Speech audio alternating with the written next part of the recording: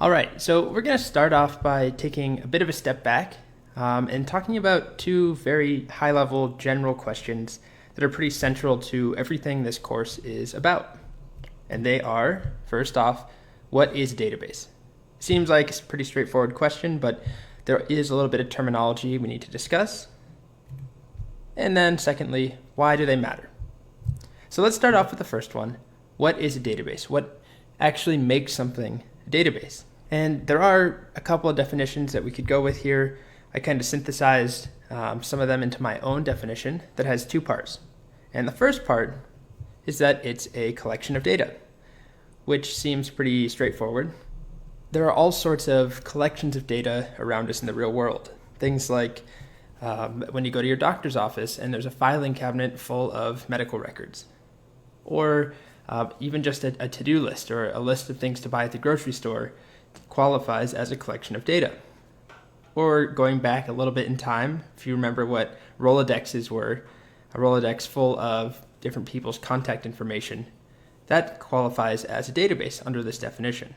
Speaking of archaic technology like a Rolodex, another example of a database is a phone book.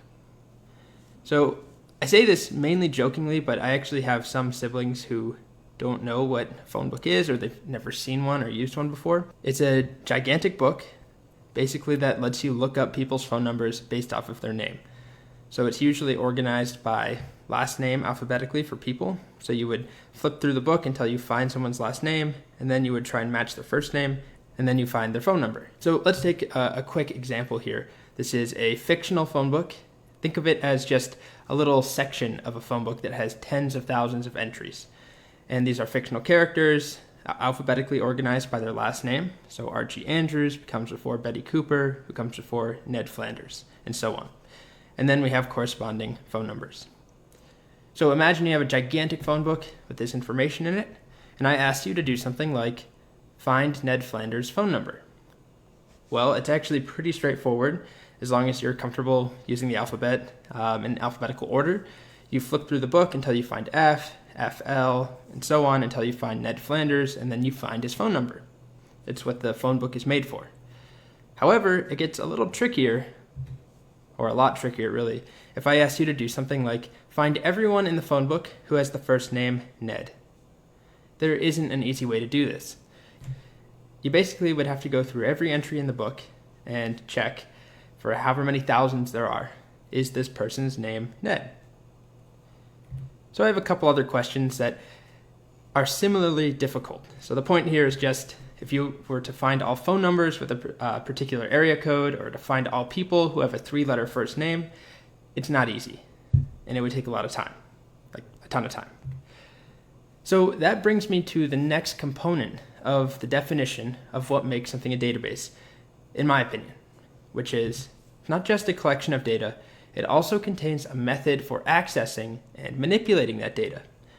So going back to this phone book, we would want a way, some sort of program or code that would allow us to do things like find everybody with the first name Ned, or find all people who have a 3-letter first name, or even do things like add a new person into the phone book, or change area codes or change phone numbers, or get crazy and just delete people from our phone book, or delete everybody if we wanted to. We would have some sort of program or code as part of our database that would help with that would allow us to interface with the data.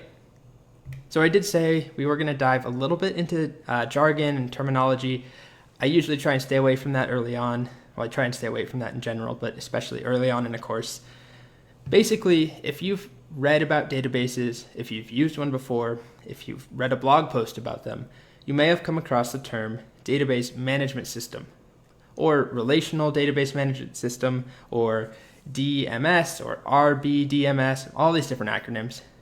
Basically, this right here, what I have on the screen, database versus database management system, refers to the fact that what I just talked about, having data, a collection of data, and then having an interface for that data, are two different things. So let me show you a quick example. Imagine that you have an application. Let's say it is a dating app. And then you have a database, and you're storing all sorts of information, all the different users, all the different messages that have been sent, the photos, whatever else goes into your dating app.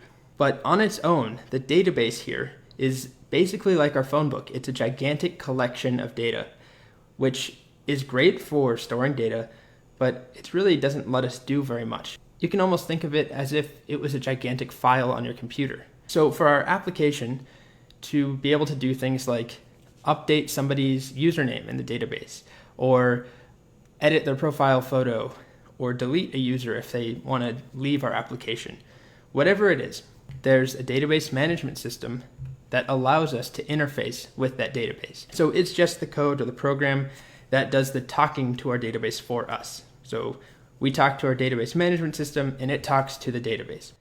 Okay, so for the most part, we're out of the weeds with the jargon here. The reason I brought this up, though, is that oftentimes when people talk about a database, you actually hear them referring to both of these things, the database management system and the database together, just as a database. So what I have right here is a list of some of the more common databases you'll run into. And actually, I just did it there, what I was just talking about.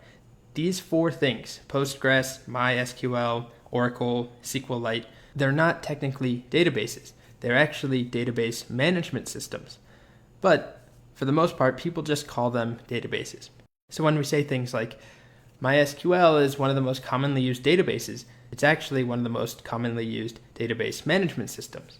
So it's not the end of the world if you forget about that, but it is important because it will help you understand later on when we actually start talking about SQL, when we start talking about some of the code that you write to interact with the database.